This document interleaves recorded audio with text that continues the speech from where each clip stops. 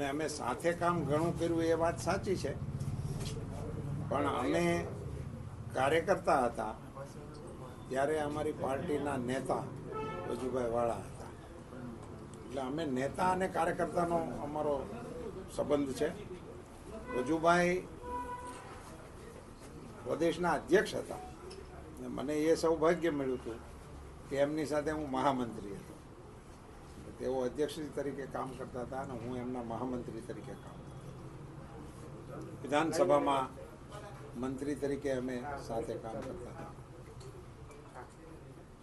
મારો તો એવો નમ્ર મત છે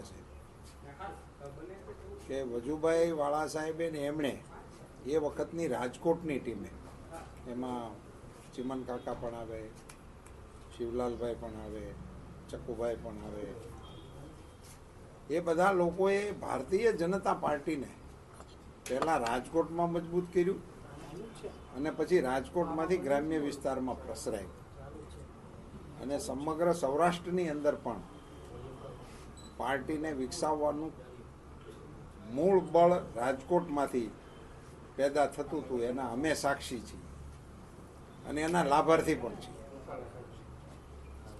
એટલે અમે વજુભાઈની સાથે સાથી કાર્યકર્તા તરીકે કામ કર્યું એ અમારા માટે ગૌરવનો વિષય છે, પણ અમારો સંબંધ છે એ નેતા અને કાર્યકર્તાનો છે.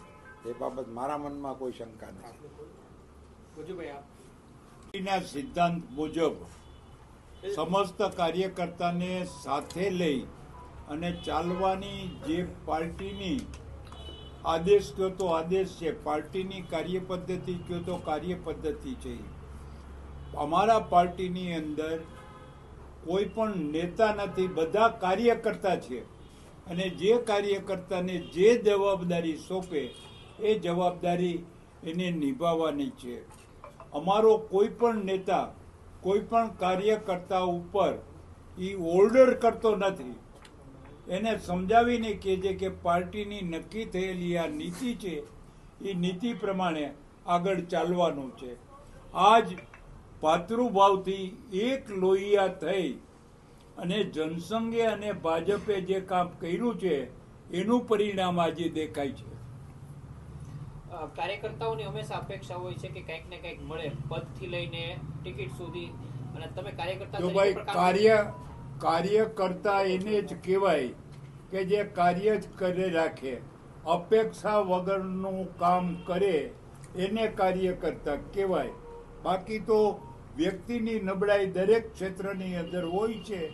એ થોડો વખત હોય પછી ખબર પડે કે આ પાર્ટીની અંદર આવી કોઈ પદ્ધતિ નથી, પછી પણ એ પોતાની માગણી એ મુલતવી રાખે છે કે બંધ કરી દે છે.